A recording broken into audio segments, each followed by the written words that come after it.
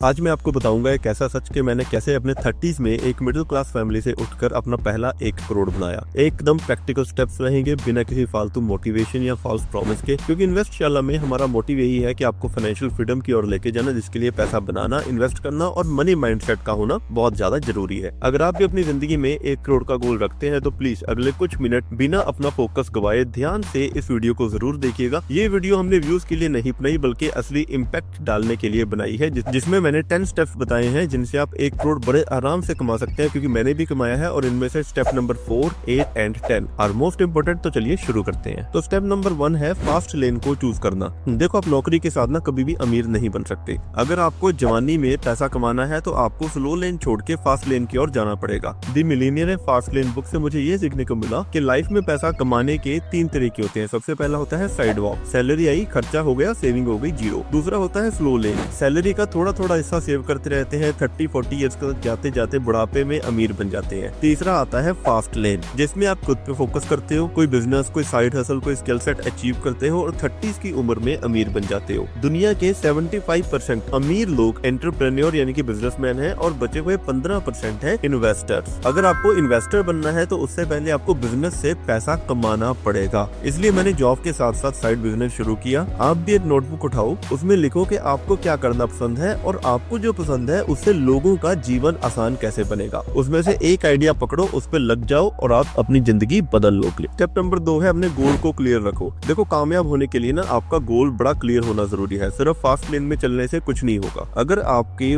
दिमाग में आपके गोल की क्लियर पिक्चर है तभी आप एक दिन करोड़पति बन पाओगे। ये सोचना कि एक दिन में करोड़पति बन जाऊंगा ये कोई गोल नहीं है, लेकिन हाँ, अगले 12 महीने में हर महीने 1-1 लाख रुपया कमाऊंगा, ये एक रियल एक्शनेबल है। मैंने भी जब शुरू किया था मैंने सोचा था कि साइड हसल से हर महीने का 5,000 रुपया कमाऊंगा, फिर 6 महीने के लिए, फिर 10,000 पे जाऊंगा, फिर 50,000 पे, फिर 1 लाख पे। ऐसे करते करते मैं आराम से 1 करोड़ तक पहुंच पाया। टारगेट को लिखो, उसे रोज देखो, छोटे छोटे हिस्सों में डिवाइड करो, स्प्लिट करो और उस पर रोज काम करो। नंबर 3 है पैसा मैथमेटिक्स से आता है, तो आपको नंबर्स को समझना पड़ेगा। देखो, बिना क्लियर मैथमेटिक्स के आप कभी भी पैसा नहीं कमा सकते, 1 करोड़ कभी नहीं बना सकते। आपको अपने टारगेट को ना ब्रेक डाउन करना पड़ेगा। जैसे आपका टारगेट अमाउंट कितना है, उसके लिए आपको कितने क्लाइंट्स चाहिए, हर क्लाइंट आपको कितने पैसे देगा ताकि आपका टारगेट अचीव हो पाए। एक एग्जांपल के लिए आपने 1 करोड़ कमाना है, अब आप 10 ऐसे क्लाइंट देख सकते हो जो कि आपको हर क्लाइंट 10 लाख रुपए दे। अब डिपेंड करता है कि आप कौन से सेगमेंट को टारगेट कर रहे हो, लेकिन ये कैलकुलेशन अगर आपके माइंड में क्लियर होगी तभी आप एक प्लान बना पाओगे और यही डिटेल्ड टेबल आपका रोड मैप बन जाएगा आपको अमीर करने के लिए। नंबर 4 इज आपको स्किल बिल्ड करना पड़ेगा। देखो, अपनी नॉलेज को आपको इन्वेस्ट करना पड़ेगा। बेंजामिन फ्रैंकलिन कहते थे कि investment in knowledge page the best interest. आप जिस अमीरी के बारे में सोच रहे हो ना,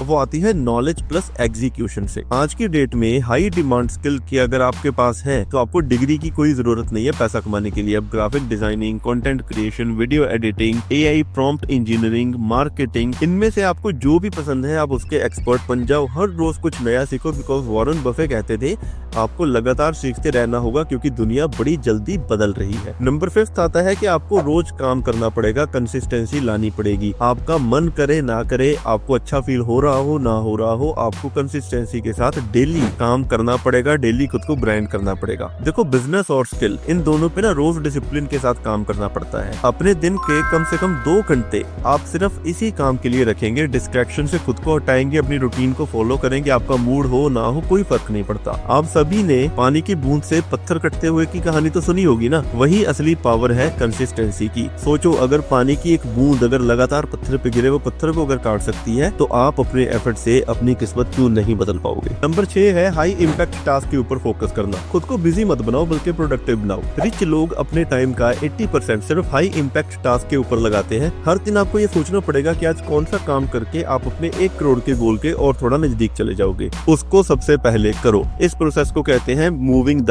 नीडल। आपका टाइम एंड एनर्जी दोनों लिमिटेड है, तो इसको सबसे ज्यादा जरूरी काम के ऊपर ही इन्वेस्ट करना। Number 7 is live like a poor. देखो, अब आप सोच रहे होगे कि मैं शुरू से बात कर रहा हूँ अमीर बनने की, लेकिन यहाँ मैं आपको कह रहा हूँ कि गरीबों की तरह जिंदगी जियो।